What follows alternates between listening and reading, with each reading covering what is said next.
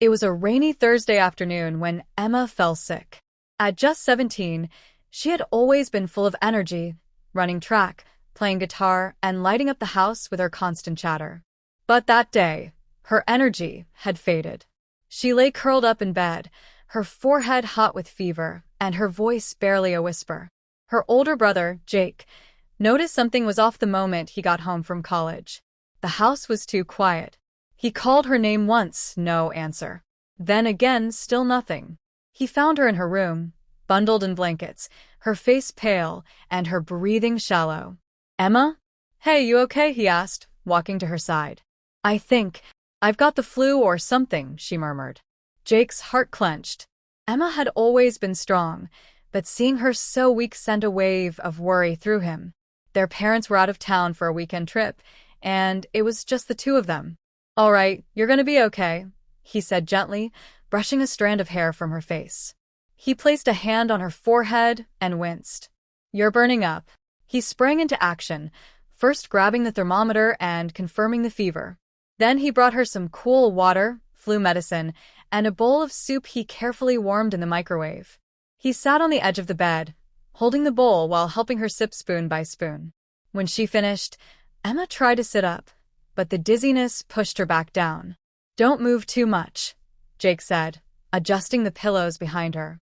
He stayed by her side, placing a damp cloth on her forehead to cool her down. He even rubbed her back gently when she started coughing. "Thanks, Jake," she whispered, her eyes glassy. He smiled. "You'd do the same for me. You're my little sister, Em. I've got your back." That night, he didn't leave her side. He pulled up a chair next to her bed and stayed awake, checking her temperature every couple of hours, making sure she had enough fluids, and texting their mom updates so she wouldn't worry too much. In the early morning hours, Emma finally fell into a deep sleep. Jake looked at her, peaceful at last, and let out a breath of relief. He quietly whispered, "You'll be all right, Em. I promise." The next day, Jake called his professors and let them know he couldn't make it to class. He spent the entire Friday caring for his sister, making her tea with honey, switching between cold and warm compresses, and even reading her favorite novel out loud while she lay in bed with her eyes closed. It was one of those moments where time slowed down. As the hours passed, Emma slowly began to regain strength. Her fever broke late that evening, and Jake almost cried with relief. She was still weak, but able to smile again, and that alone made all the effort worthwhile. "Jake," she said quietly, looking over at him with gratitude in her tired eyes, "thank you for everything.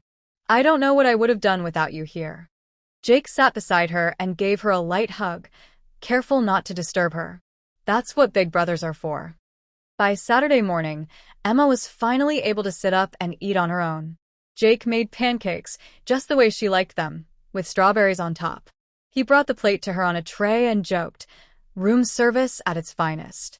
She laughed, her voice hoarse but cheerful. "You should quit college and be a nurse." He grinned. "Nah. I'd rather just be the best brother ever." They spent the day watching old movies, playing card games, and reminiscing about childhood memories. The bond between them grew stronger with every laugh and every quiet moment of understanding. That Sunday evening, their parents returned home and were surprised to find Emma up and smiling. Their mother, Diane, hugged Jake tightly. "You really stepped up," she said. "We're proud of you." Jake shrugged modestly. "She needed someone. I just did what anyone would do." But not everyone would do what Jake did. He sacrificed his weekend, his sleep, and even his classes to make sure his sister was okay. It was love in the purest, quietest form. Years later, Emma would look back on that weekend whenever life got hard. She'd remember her brother's hand on her forehead, the sound of him reading to her, and the feeling of being completely cared for. And in her heart, she always knew that no matter where life took them, Jake would be there.